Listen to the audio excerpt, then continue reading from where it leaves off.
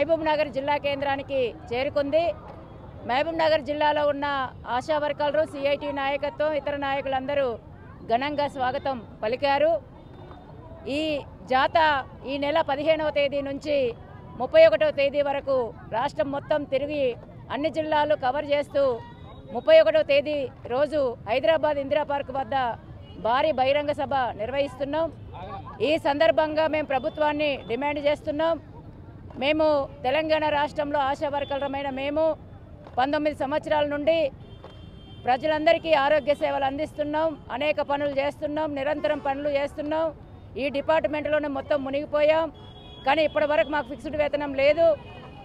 అందుకని 18,000 ఫిక్స్డ్ వేతనం నిర్ణయించి అమలు చేయాలని మేము డిమాండ్ చేస్తున్నాం. అట్లాగే పిఎఫ్ఈఎస్ఐ సౌకర్యం, ఉద్యోగ భద్రత, ఇతర ప్రమోషన్లు, సెలవులు, రిటైర్మెంట్ బెనిఫిట్స్ తదితర సమస్యలన్నీ ఇప్పటికే మేము ప్రభుత్వం దృష్టికి తీసుకెళ్ళాం, ప్రభుత్వం ముందు పెట్టాం.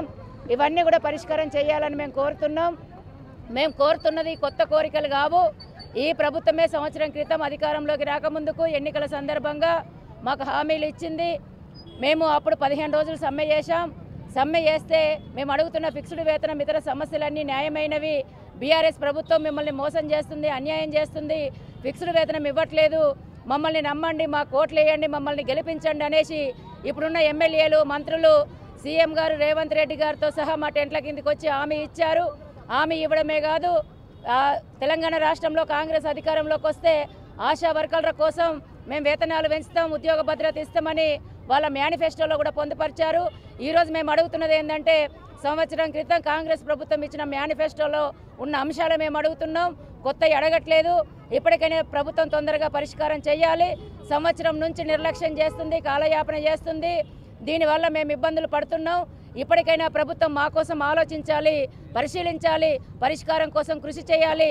లేనట్టయితే మా పోరాటాలను మరింత ఉధృతం చేస్తామనేసి కూడా మేము హెచ్చరిక చేస్తున్నాం. మరిన్ని వీడియోస్ కోసం ఛానల్ ని సబ్స్క్రైబ్ చేయండి. లేటెస్ట్ అప్డేట్స్ కోసం వాట్సాప్ ఛానల్ ని ఫాలో అవ్వండి. ఆ లింక్ డిస్క్రిప్షన్ లో ఉంది.